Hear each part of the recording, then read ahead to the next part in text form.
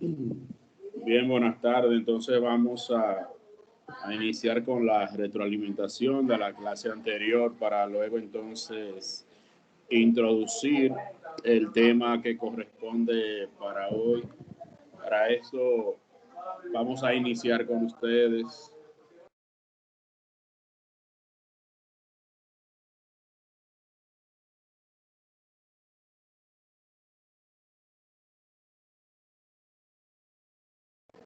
José Antonio tiene la palabra.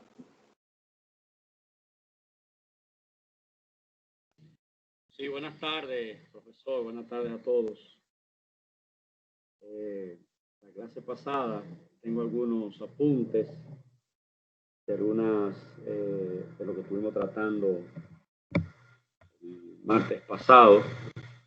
Y tengo algunos tópicos de Alejandro que hablábamos. Usted decía, profesor, también, parte de lo que fue la exposición.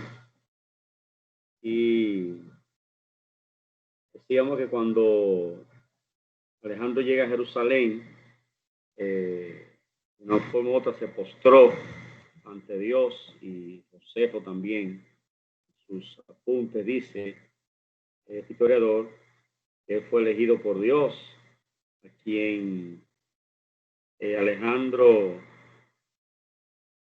y de quien se había hablado acá era de Alejandro, o quien había derrocado era Darío III, habíamos hablado la semana pasada, y que conquistó a Palestina, a Europa, y que los judíos habían rodeado a Alejandro cuando llegó a Jerusalén para pedir algunos favores, y que en este periodo se edifica el templo en el monte Gerizim por Alejandro. Y Alejandro vence al ejército persa y mata a Darío I. Fueron algunos apuntes tengo acá de las clases pasadas, profesor. Muchas gracias. Muy bien, José Antonio. ¿Alguna otra participación sobre el contenido de la semana anterior? Estuvimos hablando acerca de Alejandro. Elena tiene la palabra. La llegada de Alejandro a Jerusalén. Ok. Las conquistas de Alejandro, él tuvo conquistas extraordinarias, tuvo dotes militares que permitieron forjar en menos de 10 años un imperio que se extendía desde Grecia y Egipto hasta la India, iniciándose así el llamado periodo helenístico en el siglo IV antes de Cristo. La conquista del imperio persa por parte de Alejandro fue mucho más que un simple episodio bélico entre griegos y persas, ya que ya fuera por la magnitud de las empresas, ya por su éxito, el mundo antiguo no volvió a ser igual después de esos 10 años de campañas ininterrumpidas de los macedonios y de sus aliados por el oriente. Alejandro recorrió victorioso el Asia Menor, Siria, Fenicia, Egipto y Mesopotamia, hasta tomar las capitales persas de Susa y Persépolis. Darío III, tercer rey de Persa de la dinastía de Aqueménida. Este era de carácter valiente y organizado. En su reinado lideró el ejército de Persa contra las fuerzas de Alejandro Magno. Fue derrotado en las batallas de Iso en el 333 a.C. Fue considerado rey de reyes. Consolidó las fronteras del imperio desde la India hasta los Balcanes y el noreste de África. Su enfrentamiento con Alejandro y su posterior derrota significó la decadencia y conquista del imperio persa. También se habló del sitio de Tiro,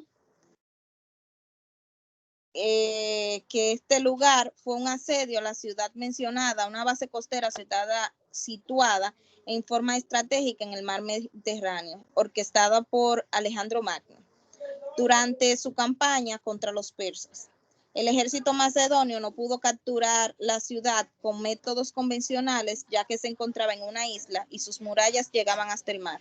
Por lo tanto, Alejandro estableció el bloqueo y asedio de Tiro durante 7 meses, plan que concluyó en forma exitosa, convirtiéndose en uno de los capítulos más importantes de la campaña del conquistador de Asia. La isla de Tiro estaba rodeada por sus formidables murallas que llegaban a alcanzar los 45 metros de altura. El primer gran asedio de Tiro lo realizaron las tropas babilónicas del rey Nabucodonosor, quienes tuvieron que esperar 13 años para firmar la paz con la ciudad en el 574. En este tiempo apenas fue poblada la isla, donde huyeron los sobrevivientes de Tiro continental por la destrucción de su antigua ciudad.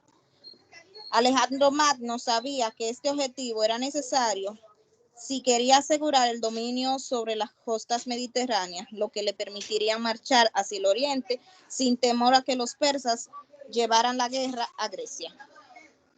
Hasta aquí, profe. Muy bien, Elena, excelente. Tiene la palabra José Bonilla.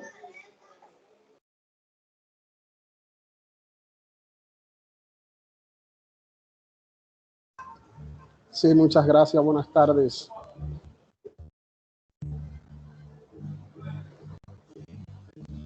Voy a compartir unos cuantos tópicos acá. La conquista de Alejandro. Darío III y su ejército son derrotados. Felipe, rey de los macedonios, fue muerto a traición por Egea, por Pausania, hijo de Sasta, originario de la raza de los Orestas. Obtuvo el reino su hijo Alejandro. Después que pasó a Helesponto, venció en la guerra a los capitanes de Darío en Granico. Luego penetró en Lidia y después de someter la Jonia y atravesar Caria, invadió a Panfilia, como se cuenta en otro lugar. Los ancianos de Jerusalén, disgustados con el hermano del pontífice Yad por haber tomado esposa de otra raza, sintió que la dignidad del sumo sacerdote se apartaron de él. Juzgaban que ese matrimonio servía de precedente para aquellos que quisieran violar las leyes sobre elección de esposa, y sería el principio de que se mezclaran con los extranjeros. Ya había sido causa de la cautividad en tiempos pasados y de muchos otros males. El hecho de que algunos de los suyos cometiesen el delito matrimonial de elegir mujeres extranjeras. Por lo tanto, ordenaron que Manasés se divorciara de su esposa o que no se acercara más al altar. El sumo sacerdote participaba de la indignación del pueblo y alejó a su hermano del altar Manasés. Manasés se presentó a su suegro Sanballat y le dijo que amaba mucho a su hija, ni caso, pero no de tal manera que quisiera verse privado de la dignidad sacerdotal, que es la máxima que aparece siempre dentro de la misma familia. Sanballat le prometió no solo que le concebiría el sacerdocio, sino que le otorgaría la potestad y honor del pontífice y que le daría poder sobre todos los países en los cuales él gobernaba, con tal que se conservara a su hija por esposa.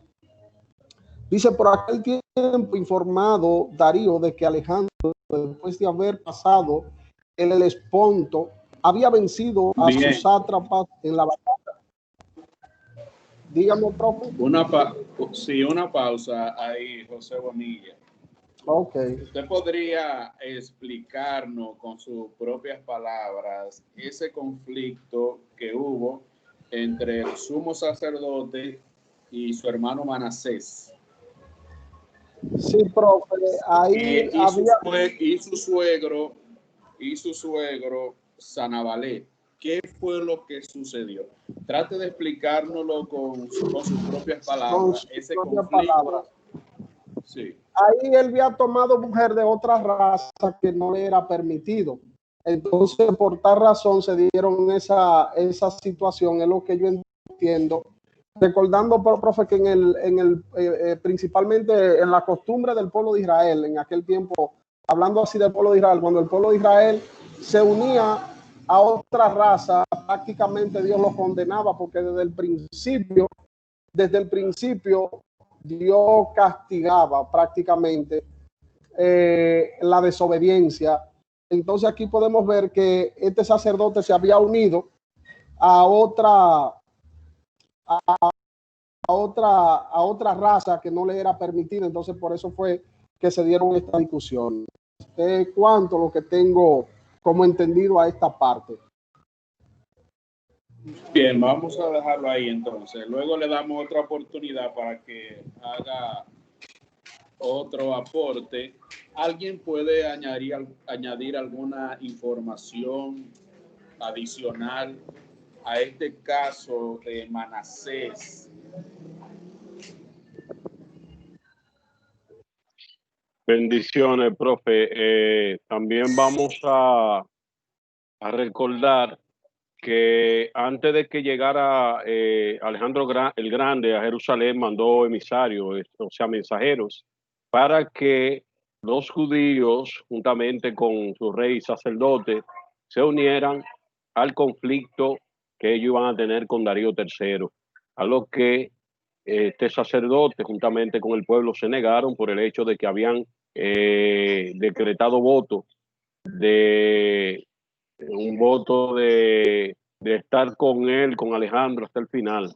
Entonces, notamos que cuando también dice que para todas las personas en Asia, inclusive los samaritanos, acuérdense que había un oficial o un personaje principal de Samaria, me va el nombre ahora, es un poquito incómodo. Este le había prometido a Manasés, que era hermano de Jab, el sacerdote de Jerusalén, de que inmediatamente Darío III ganara, él se iba a cumplir la promesa de que se iba a edificar ese templo de los samaritanos en el monte Gerizim y que él iba a ser el sumo sacerdote. Entonces, recordemos que cuando fue derrotado Darío III, Israel temió juntamente con el sacerdote y el pueblo en general, porque ellos se habían negado a la petición de Alejandro el Grande y entendían que esto le iba a ser de perjuicio a ellos por cuanto no accedieron. Y fue lo contrario. Según dice Flavio Josefo, tanto Alejandro el Grande tuvo una visión, como también el sacerdote, cuando después de la hora del sacrificio, dice que se presentó, fue a dormir y que Dios le dijo que lo recibiera, cómo debía preparar al pueblo para recibir, que él lo iba a proteger, que no iba a acontecer nada. Entonces, en vista de esto, Flavio Josefo señala que por esta visión que tuvo Alejandro el Grande y por esta visión, este sueño, esta revelación que tuvo el sacerdote Jab, el pueblo fue perdonado y que el mismo Alejandro el Grande honró el nombre de Jehová que era llevado en la mistra del sacerdote Jab. Es cuanto, profesor. Muy bien. Gracias, Carlos, por el aporte. Quiero añadir algo más a esa información que es muy interesante porque aquí se da el origen de la construcción del templo en el monte Gerizim, que va a rivalizar con el templo de Jerusalén y a la vez con el culto y los sacrificios. Y de ahí es que viene entonces la disputa que nosotros encontramos en el Evangelio de Juan, en el capítulo 4, entre los samaritanos, de adorar en Jerusalén o adorar en el monte Gerizim. Y se debe precisamente a que Manasés, que era hermano del sacerdote Juan, del sumo sacerdote Juan, que recordando que este fue que mató a Jesús, que también era sacerdote, amigo de Bagoses. Entonces se quedó con el pontificado que realmente no le correspondía. Y luego entonces su hijo, después de su muerte, tomó el sacerdocio, que fue Jab.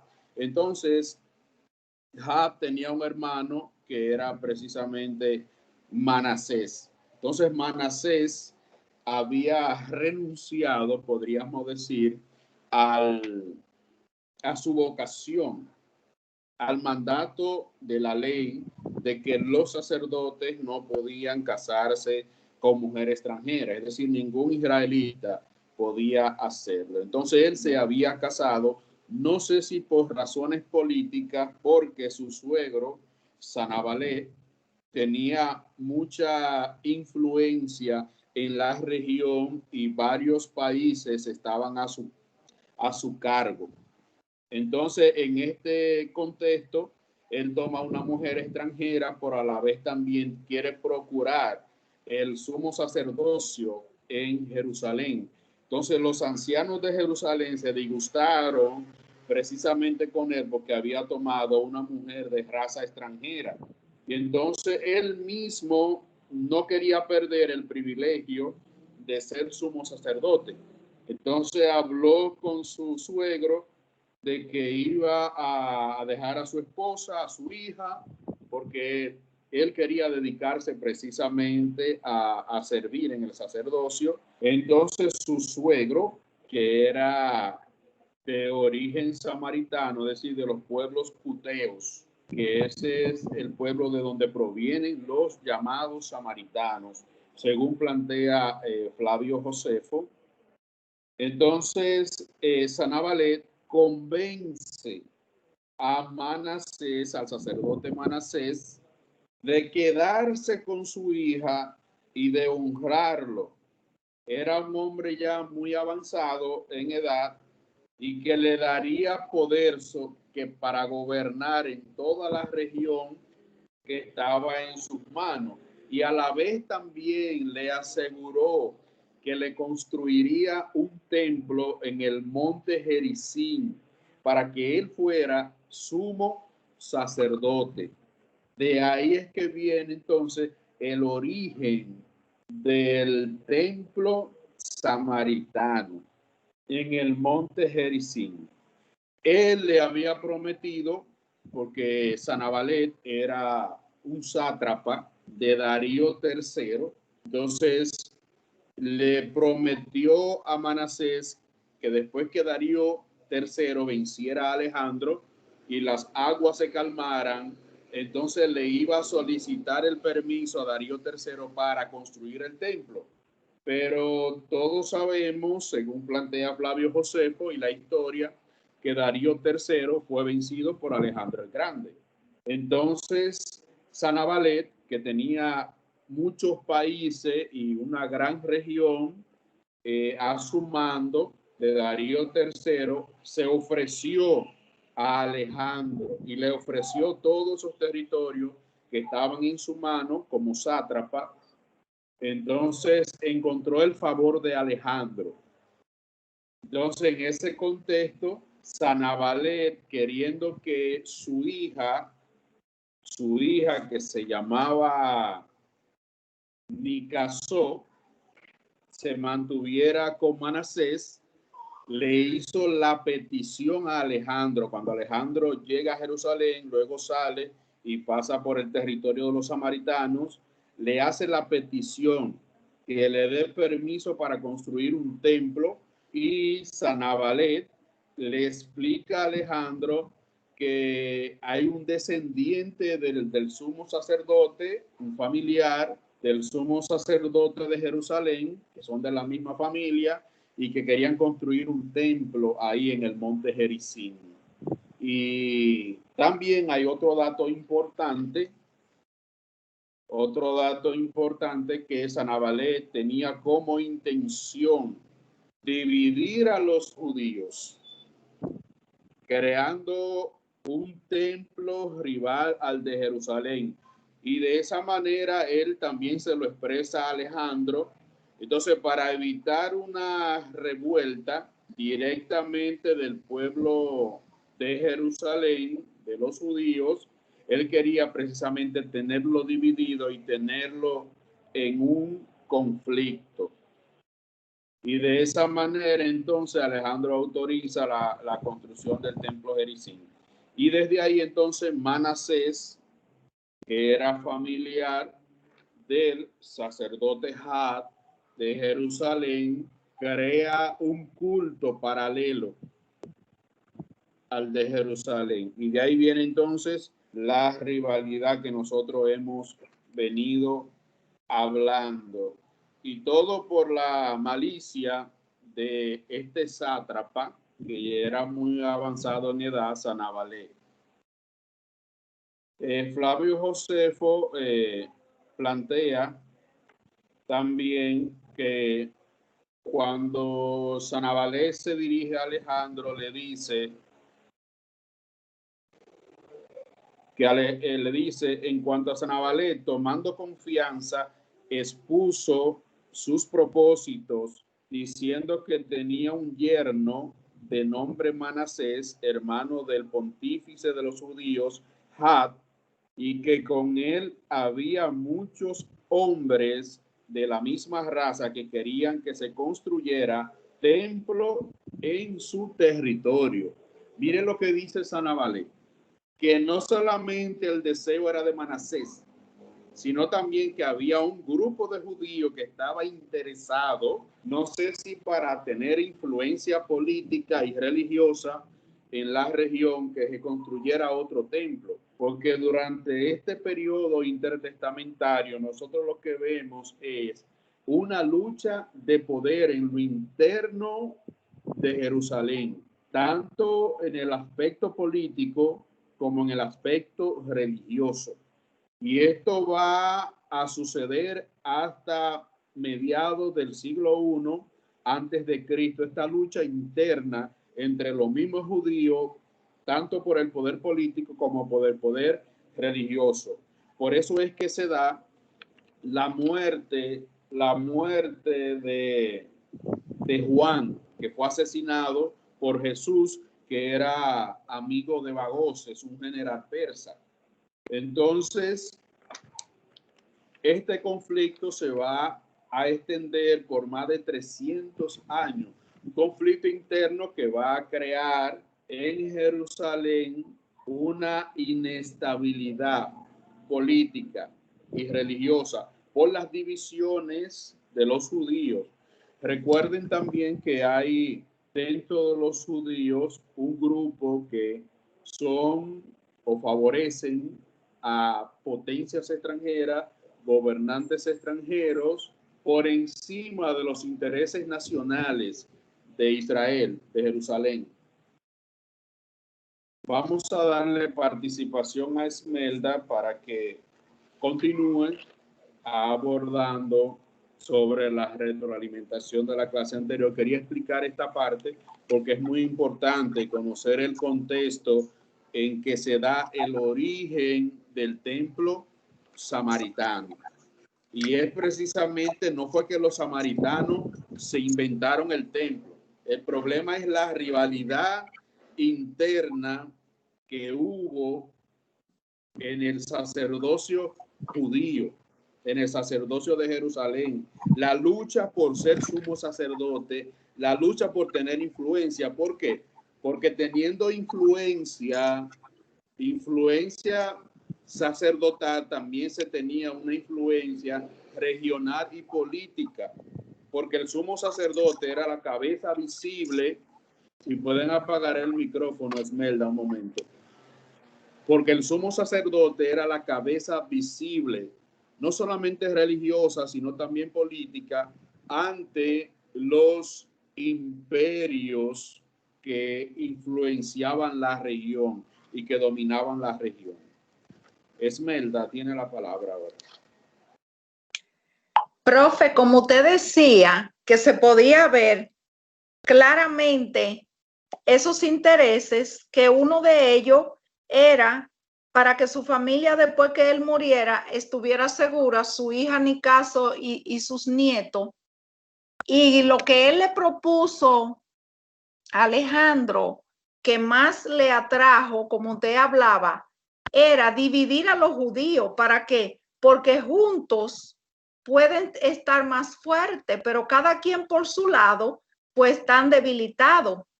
Y también podemos ver ahí, como ya hemos hablado, cómo Dios le mostró a la misma vez que le mostró en sueño a Had para que no tuviera miedo por la negación de él, ayudar a Alejandro en provisiones con el sitio de Tiro. Y a la misma vez Alejandro también tuvo un sueño donde lo veías a ellos con todos sus ornamentos, todo vestido de blanco, en la misma forma en que ellos fueron. Cuando él se le apareció con toda la vestidura, como explica ahí, y su tiara en la cabeza y con el nombre de Dios, y cómo Alejandro se postró a adorar, que se hablaba también la semana pasada, que podía ser un poco exagerado en vista de las creencias de esta gente, como para ellos postrarse a rendirle tanto honor a otro Dios que no es su Dios que ellos consideran, el que siempre ellos han adorado. Y vemos en el sitio de Tiro que duró unos 7 meses. Para conquistar a Gaza le tomó 2 meses. Y la dificultad, como hablaba la compañera, era que Tiro, las murallas terminaban en el mar y por eso no se podía conquistar de una manera ordinaria. Tenía que, por eso le tomaba su tiempo, que eso era algo que lo enfureció a él en vista de que iba conquistando de una manera rápida todos esos pueblos, incluso a Darío III, que tenía mucho más, su ejército era más grande, pero podemos ver ahí en una parte cuando él se encuentra con los judíos, donde leen el libro de Daniel, y en el libro de Daniel dice cómo los griegos iban a conquistar a los persas, y en el sueño que él había tenido, Dios le había prometido que le iba a entregar todo el imperio persa, y él entendió que ese era él, y por eso entonces él le prometió a los judíos lo que ellos le pidieron, como eran las observaciones de sus leyes, y tanto lo que vivían en Babilonia como en Media, y que cada 7 años ellos no pagaran los tributos. Hasta aquí mi parte. Muy bien, gracias, Esmelda. ¿Alguna otra participación? Vamos a ver quién tiene la manita levantada. José Bonilla tiene la palabra, que tiene la manita levantada. Profe, yo quiero que de la parte, desde ahorita que usted estaba explicando la parte de los samaritanos y de Sanballat, el compromiso que había hecho con Manasés, de ahí es que se origina la discusión, la rivalidad entre los judíos hermanos. Sí, es correcto. La rivalidad en cuanto al culto, al culto, a las celebraciones de los ritos, porque ya el conflicto nosotros los vemos desde Esdras y luego se agudiza en la época de Nehemías. Y todo esto es por razones políticas, para mantener el favor y la influencia de los monarcas persas en la región. Entonces ellos conocían que Jerusalén era una ciudad de influencia en el mundo antiguo y que había recibido muchos favores de reyes anteriores y que a la vez también había provocado a muchos monarcas de los imperios babilónicos, de los medos y luego de los persas. Entonces, para tratar de que se reconstruyera de nuevo y volvieran a tener influencia, pues este pueblo cuteo, que de ahí eran los samaritanos, trata de enfrentar, de oponerse a cualquier iniciativa que beneficiara a Jerusalén y que beneficiara a los judíos para ellos mantener los favores y la influencia en esa región. Ok, profe, entonces también según tengo entendido hubo una mezcla entre judío y samaritano, ¿verdad que sí? Bueno, vemos un ejemplo típico, el ejemplo de Manasés, que se casó con Nicasó, la hija de Sanabalet, que era descendencia de cuteos, es decir, los samaritanos. Desde los días de Esdras también y desde los días de Nehemías también vemos una unión con mujeres extranjeras. Pero el asunto se agudiza cuando un sumo sacerdote heredero, claro está, con posibilidad de heredar el sumo sacerdocio en Jerusalén, se une a una cutea. Entonces ahí viene la mezcla entre judío y samaritano, en este caso específico. Entonces, ¿por qué? Porque el problema se agudiza más porque es un personaje importante en la esfera religiosa de Jerusalén, un sumo sacerdote, un heredero al sumo sacerdote, de la familia de Leví. Entonces, por ahí vienen los problemas, aunque Manasés tenía también sus partidarios y lo apoyaron y se fueron con él al monte Gerizim a adorar. Ya, correcto, profe. Muchas gracias. Muy bien. ¿Alguna otra participación? Me levantan la manita, por favor. Lois Mirkenson. Usted ha tenido dificultades y problemas en las últimas semanas, casi no lo he sentido por aquí. Lois. Estoy aquí. ¿Cómo está Lois? Muy bien, gracias a Dios. ¿Tiene algún aporte de la clase anterior?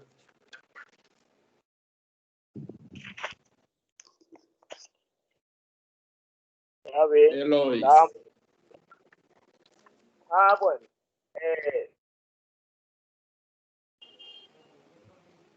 Lola, que están debatiendo. Puede acercarse un poco más al micrófono, Lois, por favor, que no le escuchamos.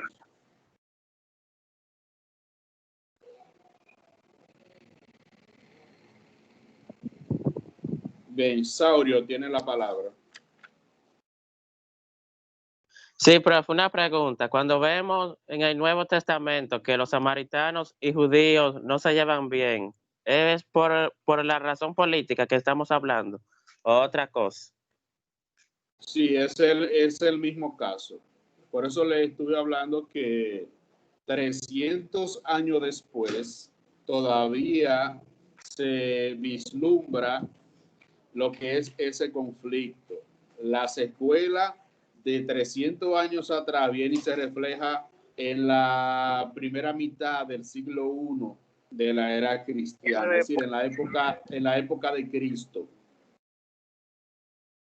¿Me está escuchando?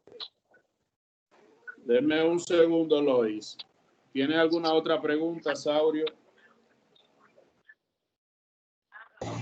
No, ya está bien, gracias.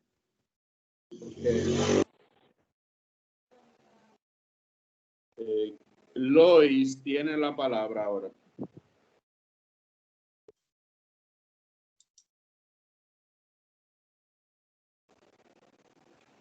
Lois tiene la palabra. Bien, Lois tiene problemas. Algo que yo puse a profundizar, profe, es que Dios, en un anterior, como estábamos hablando, cuando llamó a Abraham, dijo, simiente será bendita toda la tierra. Y algo que Lois tiene que tratar de acercarse un poco al micrófono. a través de los judíos, todas las naciones han llegado a ser como naciones poderosas. Primeramente, Egipto, cuando llegó a ser una de las potencias mundiales, veamos que José fue el segundo hombre más importante en ese tiempo, por lo cual Dios puso a José en el lado de Faraón. Pero también cuando los judíos fueron llevados en el cautiverio, que duraron 70 años en el cautiverio, ahí fue llevado cautivo Edra, Nehemías, Daniel, Ananías y todos esos jóvenes, pero también en esos 3 jóvenes, a través de ellos, esa nación llegó a ser la más poderosa, una potencia mundial en los años 601, que es Babilonia.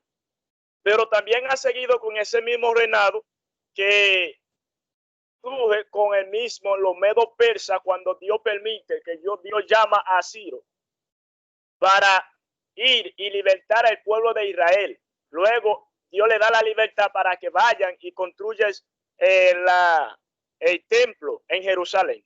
Pero también veamos que también Daniel estaba presenciando ese gran imperio. Ahí también, cuando surge los medos y vienen los de Grecia, ¿cómo es? Grecia. Entonces ahí estaba también Mardoqueo. Entonces, son aspectos que uno pone a analizar y darte cuenta que hay muchas cosas que los compañeros decían en la semana pasada, y yo digo que Dios permite la cosa que sucede, porque todo ha sido un propósito divino de Dios, que los hijos de Israel sean dispersados por diferentes territorios del mundo, y a través de ellos han sido bendecidas las demás naciones, como Dios le dijo a Abraham.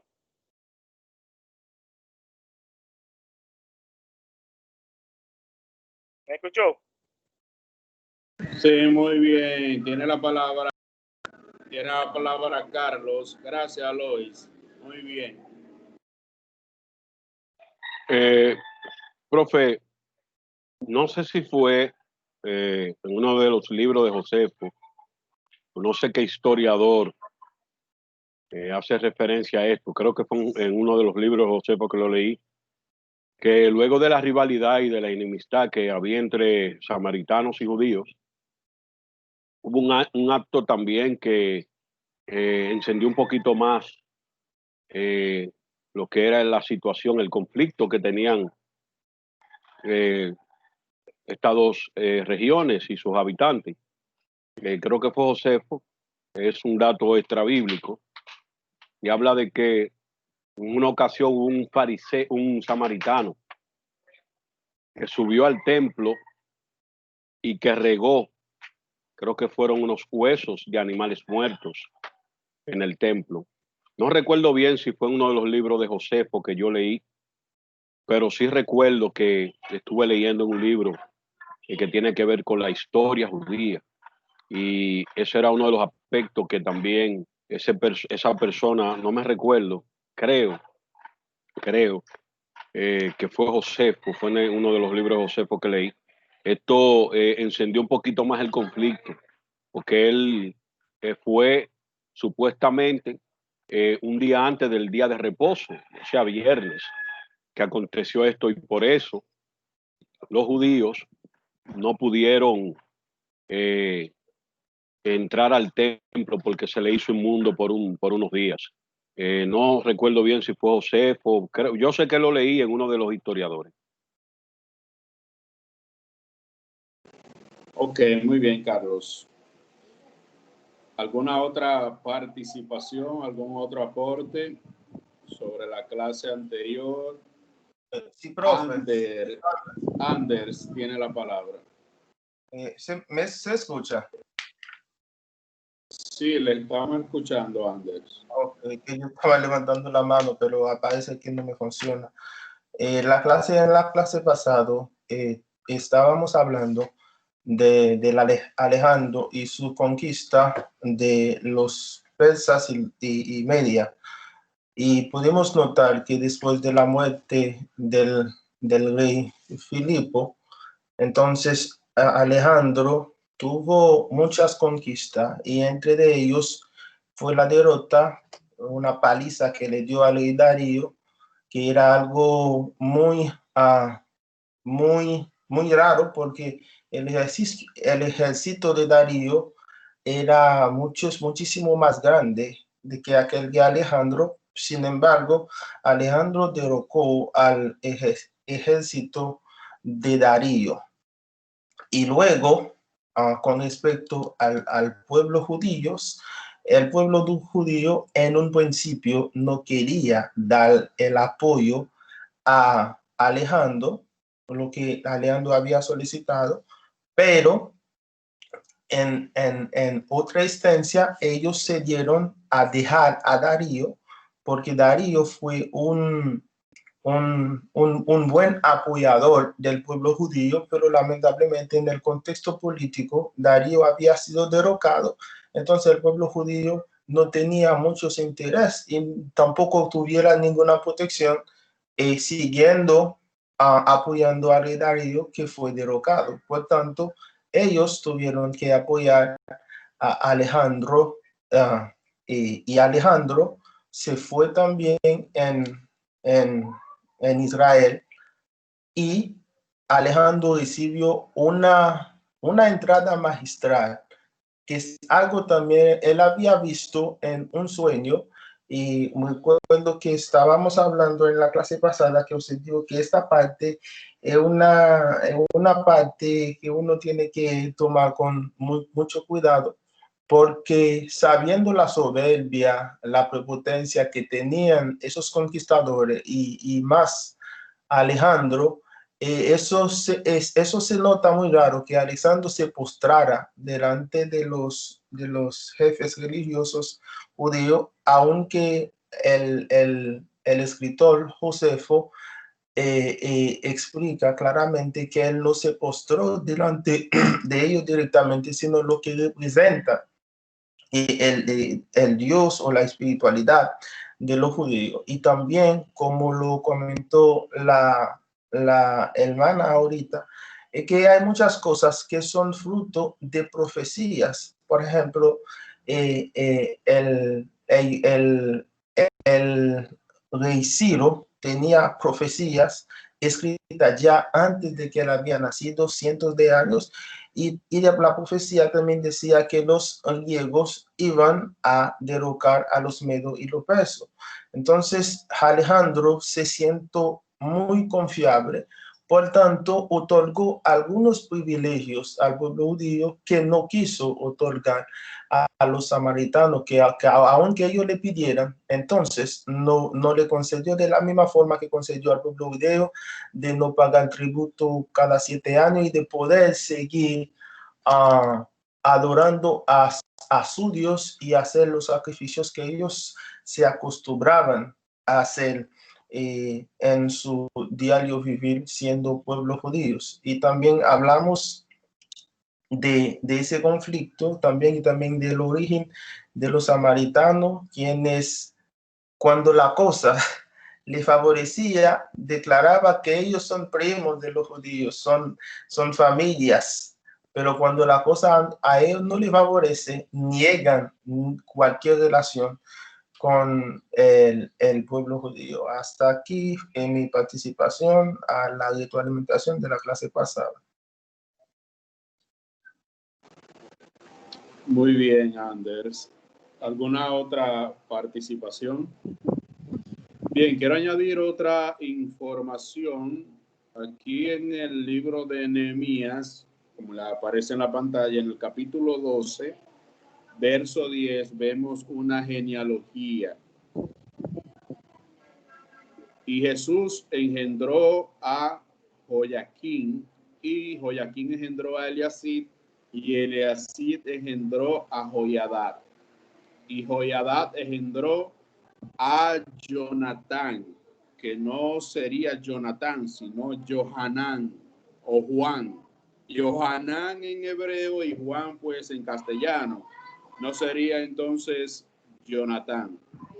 Y Johanán engendró entonces a Jadúa. Jadúa es el Had que aparece en los escritos de Flavio Josefo, que fue el sumo sacerdote. El sumo sacerdote. Entonces, este Jadúa o Had, como dice Flavio Josefo, es el último sacerdote que se registra en el Antiguo Testamento. De manera que después de la muerte de Had o de Jadúa, entonces le sucede en el sacerdocio de Jerusalén, pues Onías primero. Jadúa o Had murió casi en la misma fecha en que murió Alejandro el Grande. Y luego entonces viene su sucesor, que es Onías II, para luego cambiar lo que es la geopolítica y entrar al periodo helenístico con los sucesores de Alejandro el Grande, que eran en total 5 sucesores, pero se destacaron 4 y luego de los 4 solamente quedaron pues 2, que sería Seleuco y Ptolomeo, que ya de esa parte hablará el hermano José Luis Márquez. No voy a entrar en muchos detalles porque él va a discutir ese tema dentro de un momento. Anders, no sé si tiene alguna otra participación, que tiene la manita levantada. Sí, es que es un problema que yo tengo. Cuando quiero levantar la mano no se me levanta, pero después se activa solo.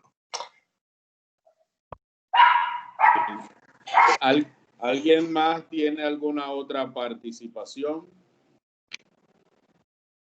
Vamos a verificar. Bien, aparte de este versículo en Nehemías capítulo 12, verso 10, que cita al último sacerdote en el antiguo pacto, registrado en la Biblia, claro está, porque hay todavía una descendencia sacerdotal que se presenta durante todo el periodo intertestamentario, que de hecho yo le entregué una guía de lectura para que ustedes tomen en cuenta algunos nombres que aparecen en la lectura de Flavio Josefo, para que tengan una comprensión más satisfactoria del contenido. Entonces, aquí tenemos, me confirman si están viendo en pantalla parte de la guía que les facilité.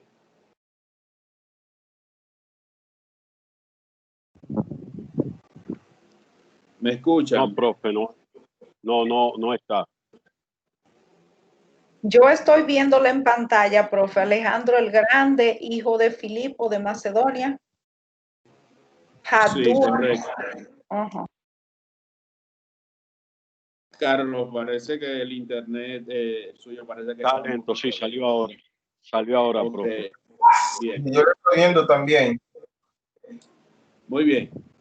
Entonces, tenemos a los gobernantes seculares relacionados con los imperios que nosotros estamos viendo, que tienen una relación directa política con la región de Canaán, donde está ubicado el territorio de Israel, de Jerusalén.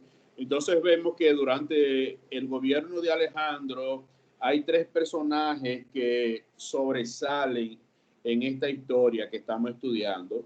Jadúa, que es el Had que cita Flavio Josefo, hijo de Johanán, más bien de Juan, el mismo que nosotros citamos aquí, que Juan fue el que asesinó a su hermano. ¿Lo recuerdan? A su hermano Jesús, amigo de Bagoses. Jadúa o Had era hijo de ese asesino que se quedó con el sacerdocio, es decir, heredó el sacerdocio de su padre, que había matado a su propio hermano, que era el sumo sacerdote, y se quedó con el sacerdocio. Luego entonces tenemos a Manasés, que Manasés es el hermano de Had o de Jadúa. Luego entonces este Manasés fue el que se le entregó el sacerdocio, Sanabales se lo entregó y lo nombró sumo sacerdote y le construyó el templo en el monte Gerizim. Es decir, que el primer sacerdote que ofrece sacrificio y culto en Samaria, en el templo, es Manasés. Podríamos hablar de que el padre del culto paralelo que se celebró en el monte Gerizim fue Manasés, judío, que eso es importante. Fue un sacerdote judío, un levita, que no fue un pagano de los cuteos, aunque el sacerdocio no lo recibió por herencia, sino por un nombramiento político, porque fue Sanballat que lo nombró sacerdote de ese templo que el propio Sanballat había construido para rivalizar con el templo de Jerusalén. Y luego entonces de la muerte de Jab o de Jadúa, tenemos entonces a Onías I, el sumo sacerdote Onías I. Todo esto es que ustedes están viendo en pantalla, no lo tienen así, por esto es una cronología de todo este estudio del periodo intertestamentario. Yo solamente le facilité una parte. Esto le corresponde al profesor, aunque yo le exhorto que usted haga más o menos un estudio, una cronología, una síntesis de cada uno de los personajes y comience a tomar notas y detalles de cada uno de ellos para que pueda aprender. Esto me ha tomado a mí mucho tiempo, muchas horas de lectura, de hace, diría, 12 años atrás, para aprenderme todas estas informaciones y manejar todo esto y haciendo síntesis y tomando datos importantes y subrayando el material, los libros, los diferentes libros, y consulta aquí, consulta allí. Pero usted puede hacerlo en su lectura, porque tienen el material, pueden subrayar, marcar y tomar nota, y todo eso le va a ayudar a ustedes para la socialización de la clase. De la misma manera que yo lo he hecho. Le estoy dando una técnica para estudio. Bien, si tienen alguna otra participación, vamos a leer otro versículo bíblico, aparte de Nehemías 12:10, también un versículo más adelante, el versículo 22, también vuelve y cita al último sacerdote registrado en el Antiguo Testamento. El versículo 22 dice: en los días de Eliasib, que era sumo sacerdote, luego de Joiadad, que también era sumo sacerdote, de Johanán, que es Juan, el asesino, y luego entonces Jadúa, que es el hijo de Johanán, de Juan. Entonces, el último sacerdote, según la propia escritura, registrado, es Jadúa. Luego, entonces, tenemos informaciones adicionales que se dan en los escritos de Flavio Josefo. Es decir, que nosotros vamos a ir conociendo todo el linaje levítico sacerdotal hasta mediados del siglo I antes de Cristo. Es decir, que podemos seguir una genealogía desde finalizar la época de Nehemías hasta llegado el dominio del Imperio Romano, porque toda esa genealogía está registrada de los sumos sacerdotes, pero como ustedes verán más adelante, eso cambia totalmente, porque ya el sumo sacerdote no solamente viene a tener influencia religiosa, sino también que viene a tener influencia política, convirtiéndose no solamente en sumo sacerdote, sino también en un monarca. Eso vamos a ver a través de la línea de los asmoneos, la familia asmonea en Jerusalén, que no solamente toma el sacerdocio, sino también que ejerce influencia política a través de una dinastía de monarcas. Bien, si tienen alguna otra participación, vamos a ver quién tiene la manita levantada. Cecilio tiene la palabra. Sí, muchas gracias, profesor. Al principio, profesor, usted preguntaba que quiénes estaban viendo la transmisión de anoche. No quise levantar la mano porque había mucho sonido aquí, mucho ruido, y no quería interrumpir en la clase. Estuve viendo parte de... Cecilio, si podemos hacer ese comentario ahorita para no salirnos del tema. Ok, profesor, disculpe la interrupción. También Sí. quería hacer una presentación. Sí. Le escucho. Que con respecto al tema de la semana pasada, quería hacer mi aportación. Discúlpeme que le estoy interrumpiendo, profesor, pero que no levanté la mano porque no quería, había un sonido aquí que molestaba mucho y por eso no levanté la mano, pero está bien, puede continuar, profesor. Muchas gracias. Si tiene algún aporte, puede hacerlo ahora. Ya he terminado esta parte de explicar la descendencia y la genealogía del sumo sacerdote y cómo esto va a cambiar a medida que van cambiando los monarcas. Adelante, Cecilio, le escucho. Bien, profesor. Según los escritos de Fabio Josefo, Alejandro, después de haber ordenado los asuntos de Jerusalén, pasó con los ejércitos a la ciudad de Próximo. Fue recibido amistosamente por todos los samaritanos, cuya capital entonces era Siquén. Los samaritanos son de una índole que cuando los judíos las cosas le van mal, niegan que sean parientes, lo cual dicen la verdad. Por lo tanto, salieron a recibirlo no muy lejos de Jerusalén con una gran pompa y señales de sumisión. Ordenó a los soldados de Sanabalé que fueran con él a Egipto y allí le entregaría campos. Esto le cumplió luego en Tabaida, confiándoles la guardia en el país. Es mi aportación, profesor. Muchas gracias. Muy bien, gracias, Cecilio. Anders tiene la palabra. No sé si se le quedó otra vez la mano levantada, Anders. Que esta mano no se quiere bajar, profe. Okay, estoy probando. Se la voy a bajar yo entonces de aquí. Bien, José Luis, le dejamos a usted la parte que corresponde para el día de hoy. Los sucesores de Alejandro, luego de su muerte y la influencia en Jerusalén durante este periodo. Carlos tiene la palabra mientras José Luis se prepara.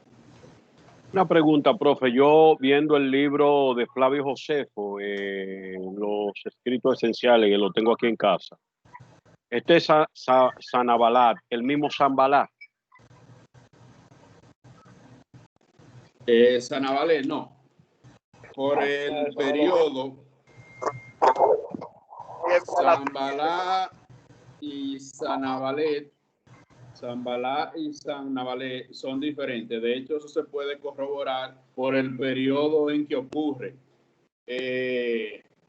Sanbalat ocurre en el periodo de los persas y Sanabalat precisamente entra a lo que finaliza el periodo persa con Darío III, porque él servía a Darío III, era un sátrapa, y luego entonces comienza a servir a Alejandro el Grande.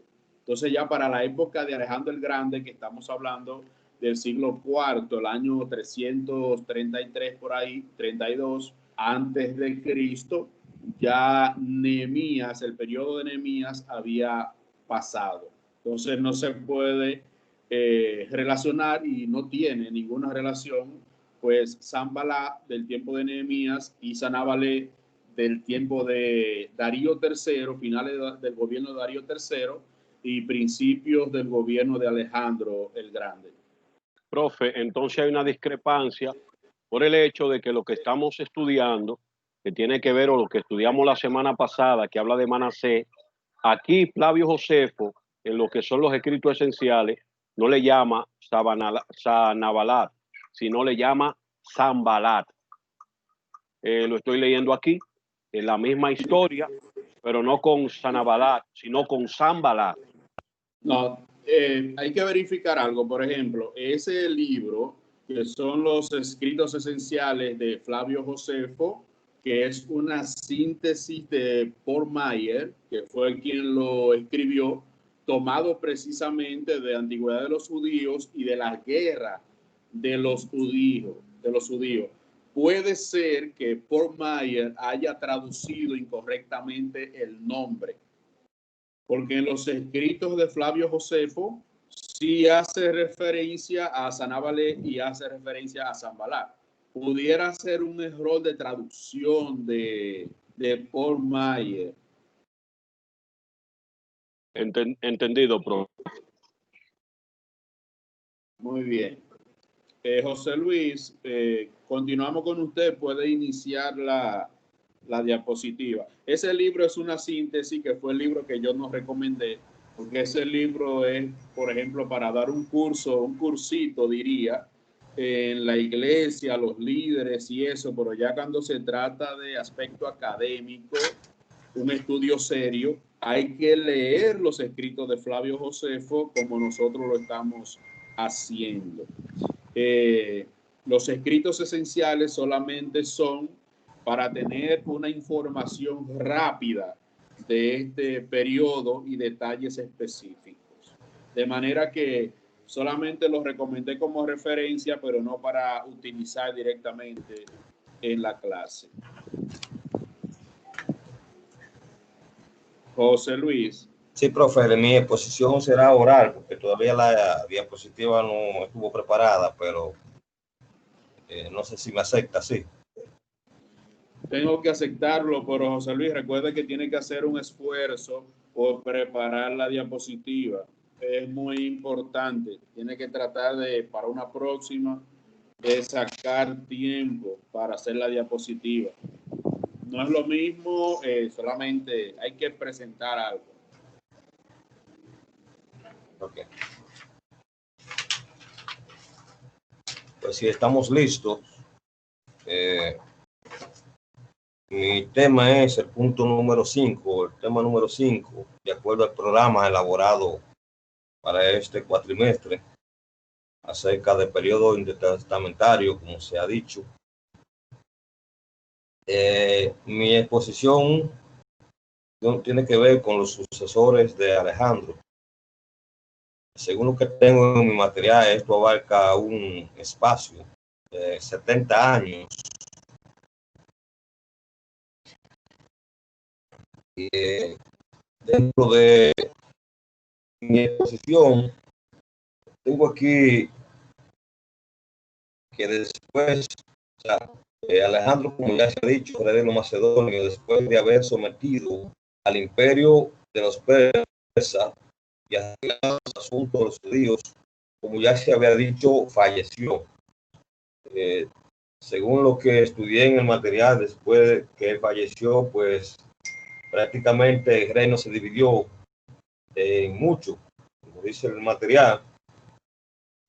Por ejemplo, en el caso de Antígono, que se quedó en la parte de Asia, con la parte que tenía que ver con Asia. Seleuco se quedó con la parte que tenía que ver con Babilonia y los pueblos de alrededor de Babilonia. Lisimaco obtuvo el Esponto. Cesander ocupó la Macedonia y Egipto entonces pasó a Ptolomeo, hijo de Lago, que realmente es el personaje del cual vamos a hablar más en esta, o no de él, sino del hijo de él, en esta clase que me toca exponer. Dice que cada rey de esto, después de haberse dividido, estaban distanciados entre sí y cada quien luchaba por sus propios intereses, trayendo esto como consecuencia muchos muertos, muchas muertes. Una lucha que permaneció por mucho tiempo y, como dice el material, perjudicando más al pueblo por la cantidad de muertos que hubo. Luego entonces dice, la Siria sometida a Ptolomeo, hijo de Lago, que se denominaba Soter, la palabra Soter, Ptolomeo, bueno, significa Soter y quiere decir Salvador. Dice que estaba muy lejos de adaptarse a lo que significaba el nombre. Pero un gran acontecimiento sucedió y es que Ptolomeo con gran engaño y traiciones se apoderó de Jerusalén. Dice, según lo que escribe Josefo, que pues la confianza que tenían los judíos nunca pensaban que él iba a traicionar. Dice que entró un día sábado, como todos sabemos, los judíos los sábados lo consagraban para el culto y los sacrificios. Por tradición no guerreaban ese día, no tomaban las armas, y Ptolomeo aprovechó esa ocasión. Dice que un sábado entró con el pretexto de que iba a ofrecer sacrificio, y los judíos, pues, que no sospechaban sobre la intención, le abrieron paso de tal manera que para Ptolomeo no fue difícil tomar control sobre la ciudad de Jerusalén. Le fue bastante fácil. Y aquí mismo, por ejemplo, dice que este escritor llamado Agatarqueo de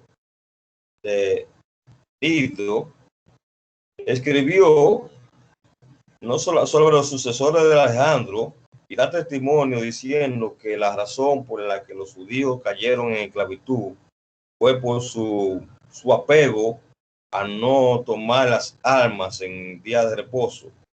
Él le llama incluso superstición a este tipo de costumbre judía. Dice que esto le privó de su libertad, por lo cual entonces se dice que Ptolomeo entonces aprovechó y llegó entonces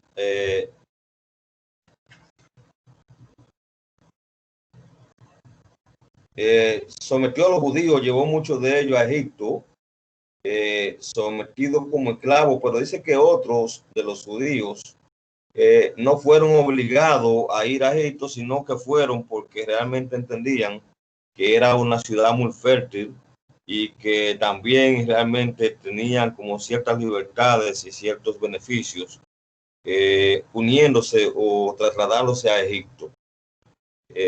Sin embargo, no solamente esa parte de Jerusalén, de Judea, sino que también de la zona de Samaria. Ptolomeo llevó muchos cautivos a Egipto, y de esa parte por ahí, como se menciona, de cerca del monte Garizim, es que le llama aquí. Profe, no sé, la Biblia dice Gerizim, pero aquí le llama Garizim. ¿Cuál es la correcta de las dos?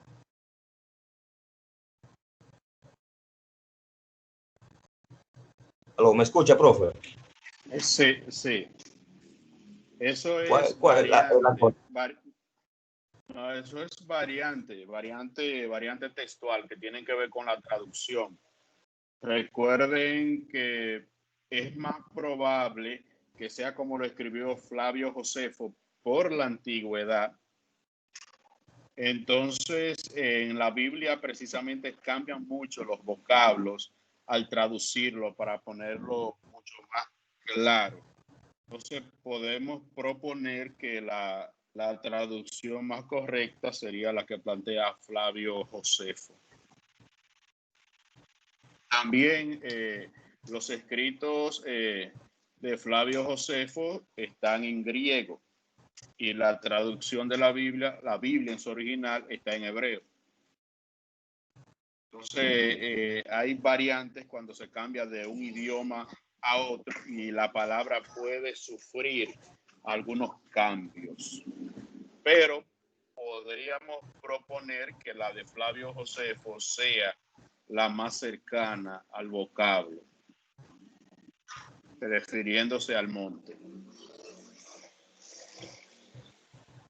Profe, ¿cómo te considera ese comentario, o sea, esa observación que hace el escritor, que dice que los judíos cayeron en manos de Ptolomeo por ser apegados a su superstición? ¿Qué tú consideras sobre eso? Que debieron enfrentarlo aún con la costumbre de que ellos tenían de que ya de reposo no podían ir a la guerra. ¿Qué usted consideraría sobre eso? Sí, déjeme responderle. ¿No? ¿Me están escuchando bien? ¿Me confirman, por favor? ¿Me escucha bien, José Luis? Profe, Sí, porque es culpa. Sí, profe. Ok, bien.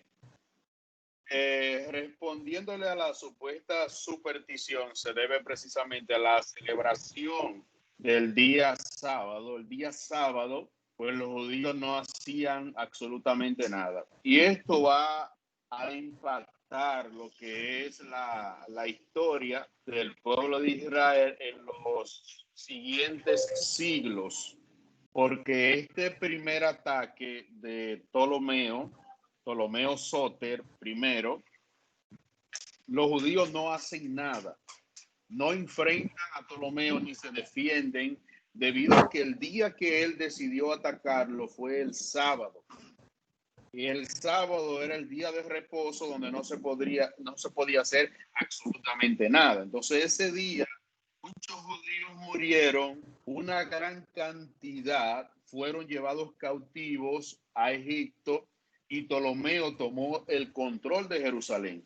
Pero esto va a cambiar en las décadas posteriores y en los siglos posteriores, porque los enemigos de Jerusalén entonces tomarían el día sábado para atacar a los judíos para que ellos no se defendieran. Entonces, la situación que nosotros vamos a ver en este estudio en los siglos posteriores, los judíos sufren mucho precisamente por eso, porque sus enemigos dedican el día sábado para atacarlo, porque saben que ese día ellos no pueden defenderse ni hacer absolutamente nada, sino entregarse a la espada por ese misticismo de guardar el día sábado, de no hacer absolutamente nada. Pero cuando llega al sacerdocio de Jerusalén, lo que es la familia Asmonea, esto cambia rotundamente.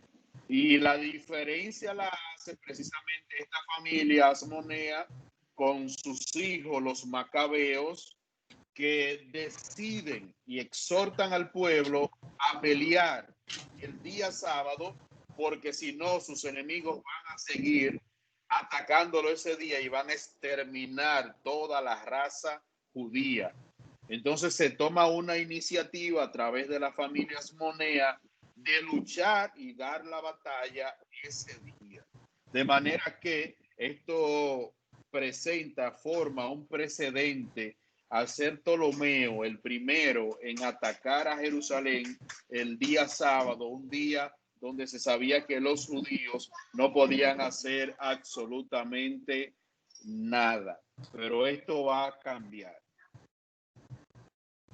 Tiene la palabra José Luis.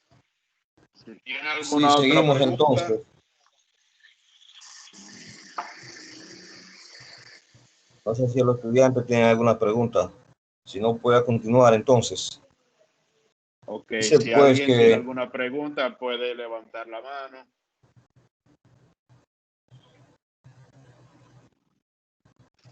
Puede continuar de todas maneras entonces, continuaremos José entonces. Luis. Se dice que aunque Ptolomeo I o Soter, como ya lo conocemos, llevó mucho pueblo, mucha gente de esas ciudades como esclavo a Egipto, algunos de ellos lo colocó en posiciones, por ejemplo, de privilegio, incluso en guarniciones, porque se decía que los judíos eran muy fieles a los compromisos y a los pactos que hacían, eran fieles. Entonces él tomó algunos de ellos y los puso en lugares de privilegio, le dio confianza y lo estableció, como le acabo de decir, algunos de ellos en guarniciones, como le llaman. Un poquito, profe, hay que ser muy confianzudo para personas que uno lleva como esclavo, entonces ponerlo como parte de la seguridad del pueblo de uno. Pero como la fama que, como le acabo de decir, que tenían los judíos de su fidelidad hacia lo que profesaban, a los juramentos que hacían, pues el rey Ptolomeo I se confió de eso. Dice, Alejandro gobernó Un paréntesis ahí, en esa parte que usted plantea para no pasarlo por alto. Esta decisión de los monarcas extranjeros, que después que invadían un territorio, se llevaban cautivos a las personas más importantes, algunos los asesinaban pero otros lo que hacían era que se lo llevaban cautivo y lo nombraban dentro de su administración, dentro de su gobierno. Esto le garantizaba a ellos la paz. ¿Por qué? Porque al nombrar personajes importantes que habían sido llevados cautivos e introducirlo dentro de su gobierno, le garantizaba a ellos paz y seguridad. Se sentían más confiados teniéndolo al lado que teniéndolo fuera, porque podían provocar una revuelta al ser líderes de influencia. Es lo que nosotros vemos, por ejemplo, en el caso de los descendientes reales de Israel, cuando fueron llevados cautivos por el rey Nabucodonosor. Estoy hablando de Daniel, de Sadrach, Mesach y Abednego, que eran de la línea real de Israel. Los nombra, ¿para qué? Para evitar que estos tengan influencia para alguna revuelta. Lo primero es que lo sacan de su territorio y lo llevan a otro territorio. Y lo segundo es que lo nombran, le dan un cargo, en este caso sátrapas, gobernadores, lo nombran gobernadores para que tengan influencia sobre una región. Y al tener influencia sobre una región y todos los beneficios posibles de la corona, de la monarquía, le garantizaba al rey estabilidad en las diferentes regiones conquistadas. No era cuestión de ser confianzudo, diríamos, sino más bien de una estrategia política para una estabilidad en su reino, en la región conquistada.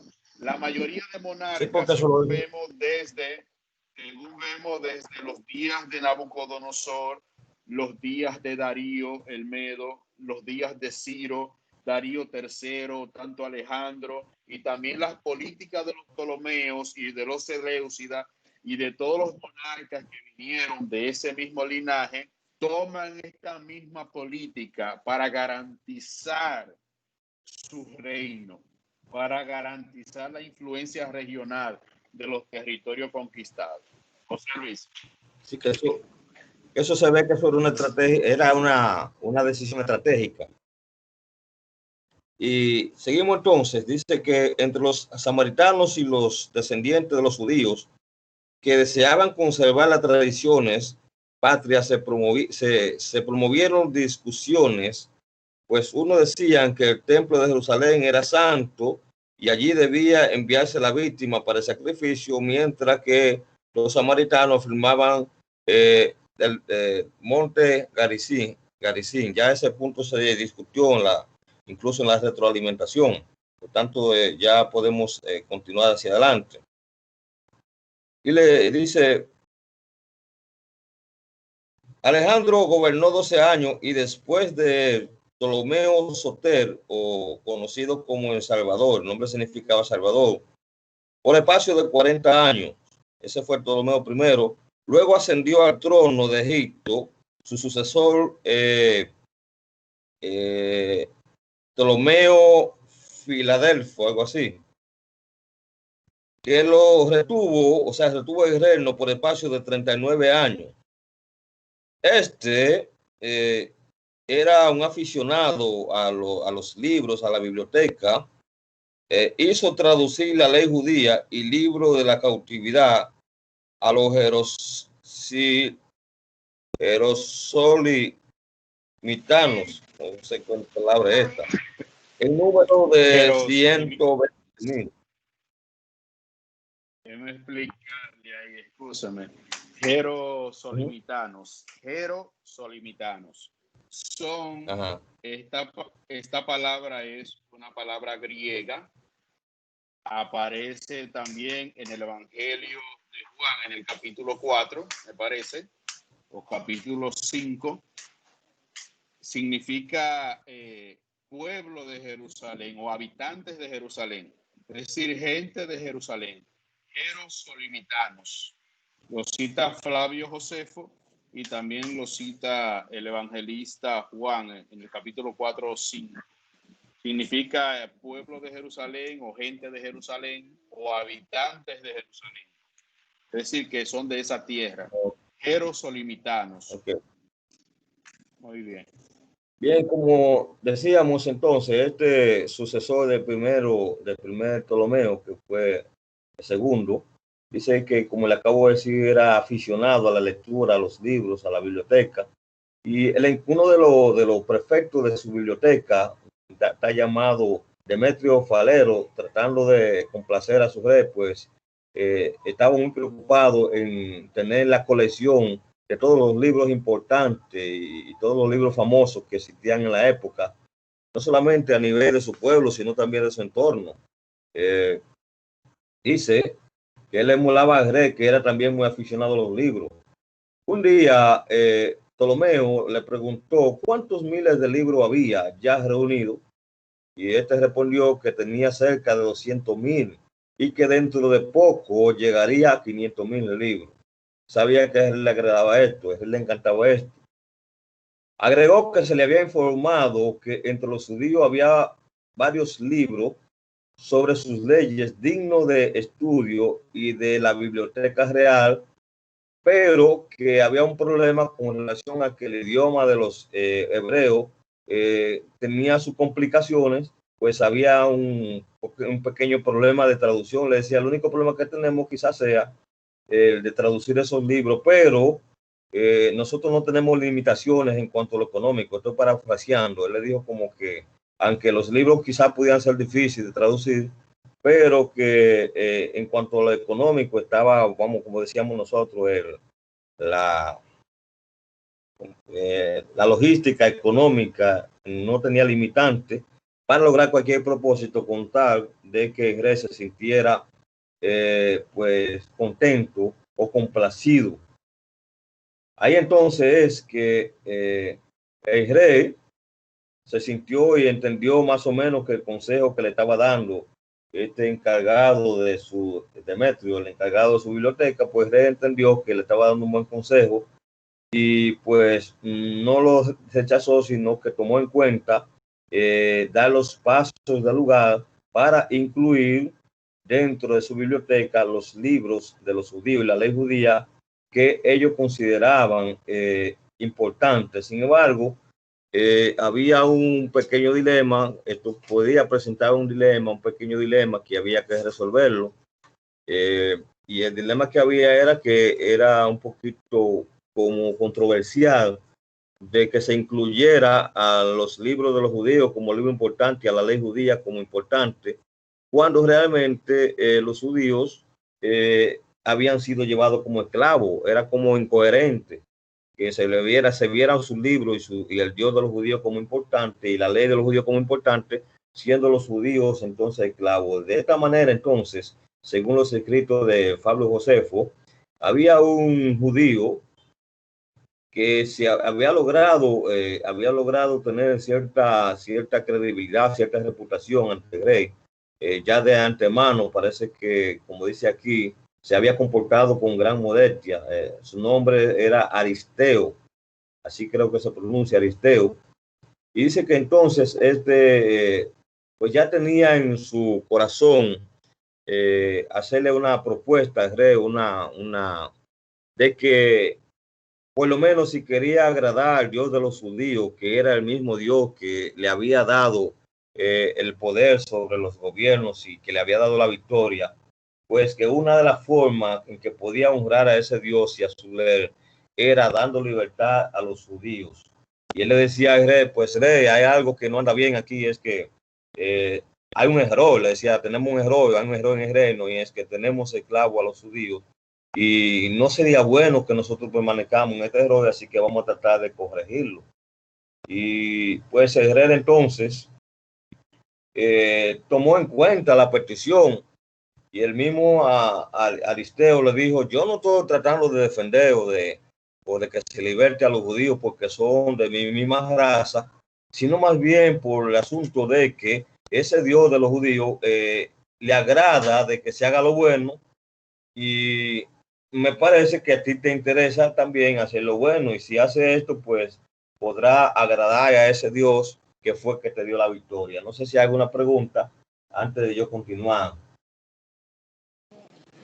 Puede continuar, Roseli. Al final, si tenemos tiempo, entonces le hacemos alguna Bueno, pregunta. parece ser entonces que a Aristeo pasó algo muy similar a lo que le pasó a Esther, lo que hemos leído la historia. Y dice que dichas estas palabras por Aristeo, Israel le miró sonrientemente y le preguntó: ¿cuántos miles crees tú que deben ser libertados? Entonces ahí hay otro, no sé, dice, se llama Andreas. No sé si se refiere a un hombre masculino o femenino, pero muy posible que fuera masculino por la razón de que casi en esas culturas casi no aparecen mujeres, excepto en asuntos muy prominentes. Dice que Andrea, que se encontraba presente, respondió que no eran muchos, más de 100,000. Y él como que dijo: ay, tú te lo encuentras que son pocos. Una pregunta, o sea, tú no me estás pidiendo poco, tú me estás hablando de mucho más de 100,000. Pero siguieron hablando con él hasta el punto que, según yo estuve leyendo, se le concedió o el rey aceptó que se le iba a dar la libertad y comenzaron a hacerse los preparativos para darle la libertad. Y el mismo rey incluso promulgó un edicto en donde todo el que tuviera un esclavo de los israelitas allá tenía, pues le iba a exigir una parte de lo que se requería para la redención o el pago, y que incluso Israel iba a pagar la otra parte. Porque realmente siempre esto se ha tratado con justicia. Cuando alguien compra un esclavo, pues la ley, como muchos de ustedes que son estudiosos de la Biblia entienden, que ya ese esclavo era propiedad. Entonces, para darle la libertad, se requería un pago, y el rey asignó un pequeño pago al esclavo, pero la otra parte iba a ser cumplida con el rey. Pero como decíamos ahorita, todavía estaba el proceso de cómo entonces se iban a incluir los libros de los judíos y la ley dentro de la biblioteca del rey. Entonces entran en un proceso ahí en donde uno de los encargados de la biblioteca le dice al rey que, aparte de que la traducción, o sea, que la lengua era un poquito difícil y comprensiva para nivel de traducción y de interpretación, y que aparte de eso le decía que no era recomendable que fuera traducida por boca, como dicen ellos, profana. Entonces le recomendaron que si enviaba hacia Jerusalén, hacia Judá, a pedir que las personas que se iban a encargar de traducir esos libros fueran traídos de Judá, sería mucho mejor, porque ellos podían tener mejor manejo de la ley, de la interpretación, y como pueblo de Dios podían entonces dar mejor uso. También el rey aceptó la propuesta, y ahí es donde entran en el proceso de mandar a solicitar 6 ancianos, de los más ancianos de cada una de las tribus de Israel. Y aquí también me encontré con un pequeño conflicto matemático que también quisiera en esta parte que el profe intervenga, en donde se mandó a solicitar, al pontífice, o no sé si era que hacía la función de sumo sacerdote, llamado Eleazar, que era el que estaba como pontífice allá en Jerusalén. El rey le manda a solicitar la petición de que le envíe 6 ancianos por cada tribu. Entonces, me imagino que 6 ancianos por cada tribu, por 12 son 72. Entonces, más adelante me encontré con que se mencionan 70, y quisiera que esta parte, antes de yo continuar, el profesor haga una pequeña intervención de esta diferencia que hay de 70 a 72. Bien, lo que registra el texto es que, como usted dice, son 6 de cada tribu. Entonces, un total de 72. Entonces, para hacer referencia a esa traducción, la traducción de los Septuaginta. Septuaginta, pues, proviene precisamente de 70, pero originalmente son 72 porque son 6 de cada tribu. Entonces, lo que se hace es que prácticamente el número se redondea a 70, porque para hacer referencia a la traducción el hebreo al griego se denomina los Septuaginta. Es decir, los Septuaginta, los 70 o 72 tradujeron el texto. Es una manera prácticamente de redondear la cantidad de 72 y solamente señalar 70. Tenemos un ejemplo, por ejemplo, en el caso de Lucas, que dice que cuando Jesús comenzó su ministerio era aproximadamente como de 30 años. Podría haber tenido menos de 30 o haber tenido los 30 o 31. Es algo estimado. Entonces lo mismo se hace con esta traducción de los Septuaginta, ya que es el número griego correspondiente precisamente al número 70. Si tiene alguna pregunta, si quedó clara, o si tienen algún otro aporte.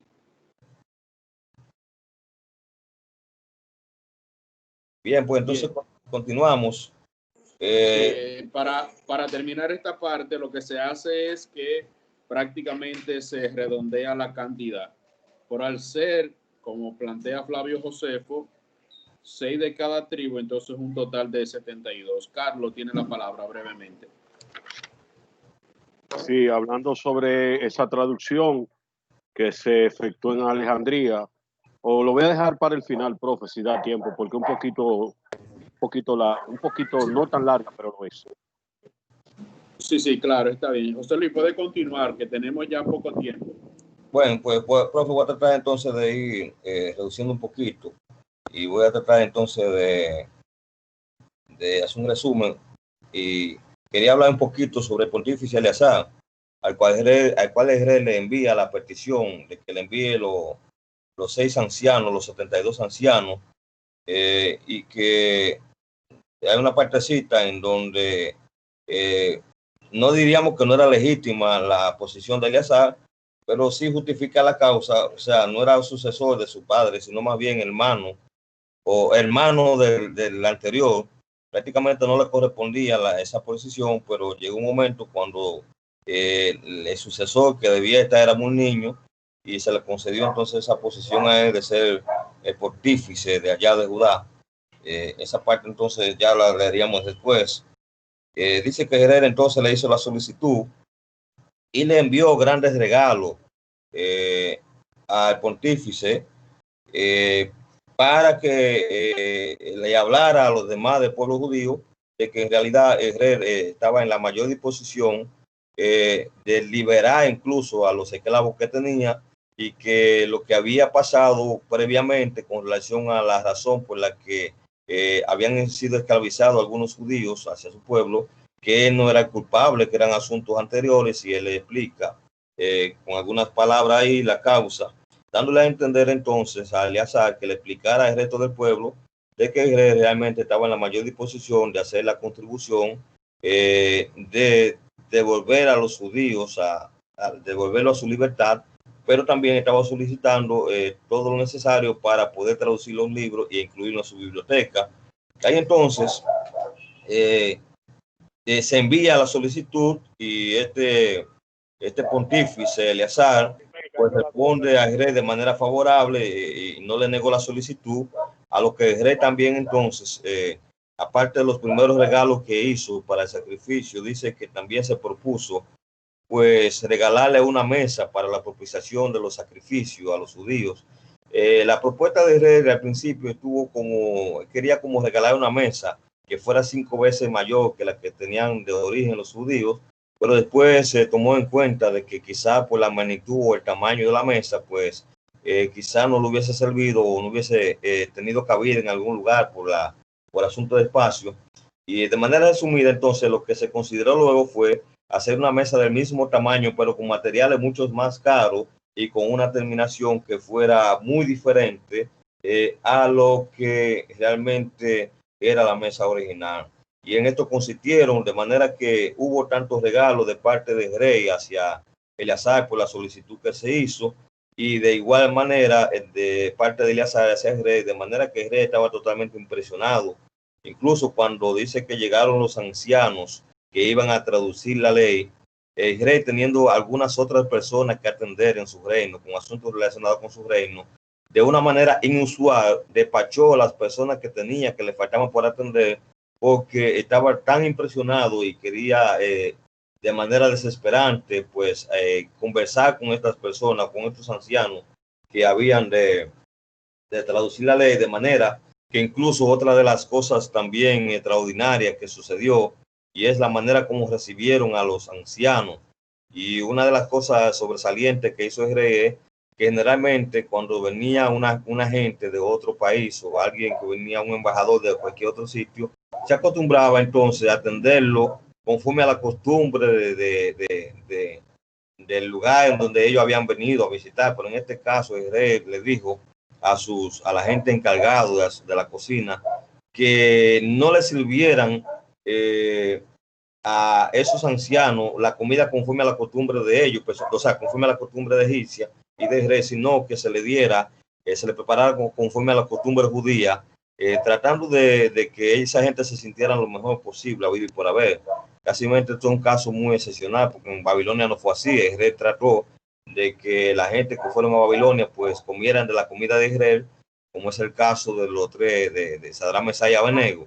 En este caso a esos ancianos se les concedió la oportunidad de servirle comida judía, conforme a la costumbre judía y conforme al rito judío, de manera que esto el rey se confabuló mucho, tratando de que estos judíos que fueron, o estos ancianos que fueron a traducir, pues se sintieran lo mejor posible.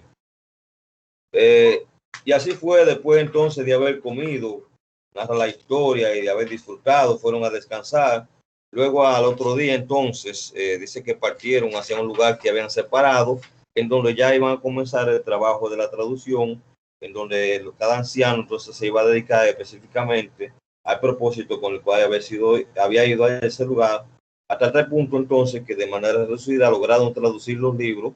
También hay otra coincidencia que justamente dice que la tarea se terminó en 72 días. Usted observó esa parte, ¿verdad, profesor? También. Es algo, diríamos, místico. 72 ancianos, 72 traductores y 72 días. No sé si sería coincidencia o misticismo de Flavio Josefo o una exageración. Eso puede continuar. Bien, entonces dice que llegó un momento que recibió una de las cartas por parte de Eleazar, el pontífice de los judíos. Fue tanto el halago que le dio que el rey dice lloró de alegría. Fue algo muy impresionante para el rey, de manera que el rey estaba pero muy impresionado. Y otra de los detalles que me llamó mucho la atención es que en el momento que el rey había mandado construir la mesa y algunos de los utensilios que los judíos iban a recibir como regalo para su sacrificio, dice que el rey no se conformó con pagar los gastos ni buscar los mejores artífices, sino que también el mismo rey se encargó de supervisar de que todo se hiciera de la mejor manera posible. O sea, el mismo rey fue supervisor para que todo quedara bien. De tal manera que el diseño dice que fue algo finísimo, algo que ni siquiera se veían, como se dice por aquí, la parte de los empates, como podíamos decir nosotros. Algo realmente que por todos los lados se figuraba una obra maravillosa. Esa otra partecita, la parte que le había definido con relación a la manera como pues recibieron en cuanto a la alimentación que se le dio a los ancianos conforme a la costumbre judía. Esa otra partecita. Por último, entonces quiero leer esta otra parte que ya va un poquito enfocada a los demás profesores de los cuales no he hablado tanto. Dice, fueron también honrados por los reyes. Bueno, déjame buscar el resumen que tengo aquí para andar más rápido. Déjame leer la partecita de resumen porque sé que el tiempo se está acabando. Ok. Seleuco Nicator favorece a los judíos. Fueron también honrados por los reyes de Asia a causa de haberlos servido en la guerra, pues Seleuco Nicator en las ciudades que se estableció en Asia y en la Celesyria y aún en la misma Antioquía, capital del reino, permitió que vivieran en igualdad de derechos que los macedonios y los griegos,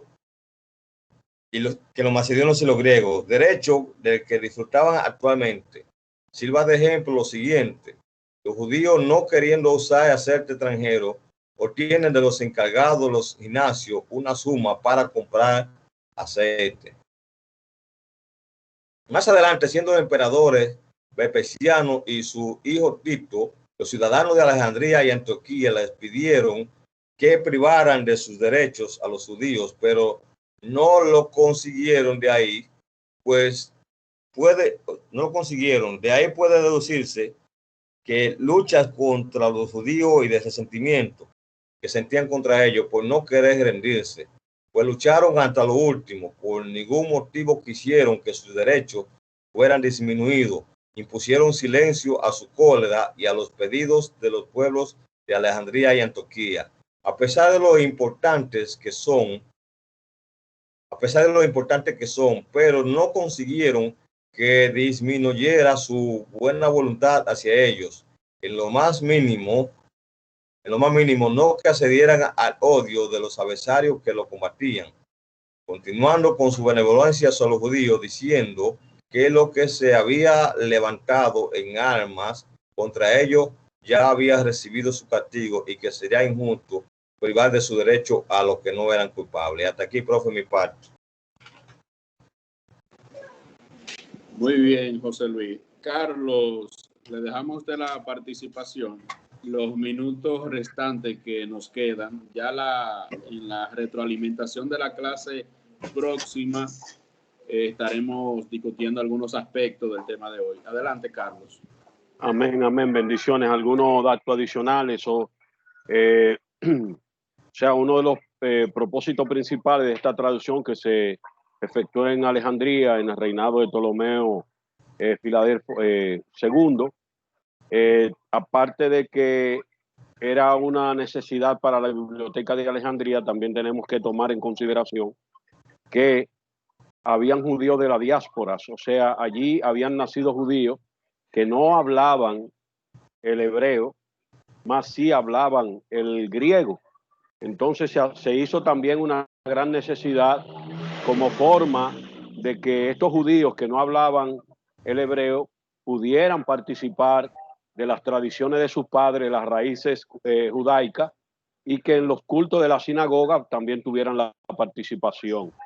Eso fue uno de los propósitos, no el primordial, pero también se utilizó como vehículo para que a los judíos de la diáspora, aquellos que habían nacido. Carlos. Sí, profe.